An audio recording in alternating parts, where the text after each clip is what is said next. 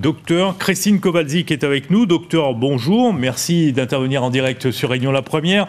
On rappelle les premiers symptômes du chikungunya. Alors, les principaux symptômes, on s'en rappelle, hein, l'épidémie, je l'ai vécue surtout dans l'Est. Donc, c'est des douleurs articulaires. En chikungunya, en tanzanien, ça veut dire l'homme à dos courbé.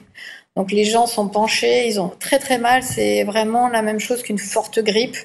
Donc là, actuellement, on va se retrouver en tant que médecin. Lorsque quelqu'un va venir avec 4 épisodes diagnostiques, on pourra se dire soit c'est la leptospirose, soit c'est la dengue, soit c'est le Covid, soit c'est la grippe. Et on va rajouter maintenant le chikungunya.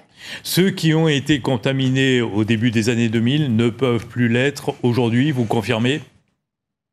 Oui, ils ont une immunisation, ce qui fait que ça évite en fait d'avoir de nouveau la maladie dans sa forme grave.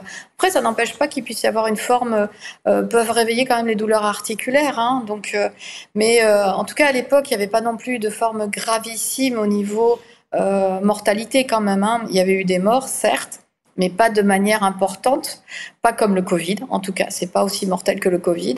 Mais par contre, ça donne des douleurs chroniques au long cours, et c'est plutôt ça. Préservons notre santé, parce que si on a le chikungunya, on peut être malade pendant des années et des années pour des douleurs articulaires. Pour l'instant, il n'y a que 3 cas dans l'Ouest, à Saint-Gilles-les-Bains. Faut-il craindre une épidémie, docteur ?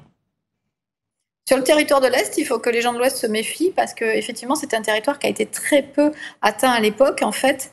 Autant à Brapanon, Saint-Benoît, là où je travaille, il y avait 90% de la population qui avait été atteinte, donc elle est relativement immunisée. Autant dans l'Ouest, il y en avait eu moins. Donc oui, faire attention pour la population de l'Ouest. Avec quelles précautions ? On les rappelle ? Eh ben, c'est les mêmes précautions que la dengue, se protéger des moustiques et du coup éliminer tout ce qui peut être larves et tout ça. On est sur la même protection. Éviter la stagnation des eaux pluviales et surtout bien nettoyer les espaces verts et les jardins. C'est ça, exactement. Merci. Protégez votre santé. Merci beaucoup, docteur, pour votre intervention.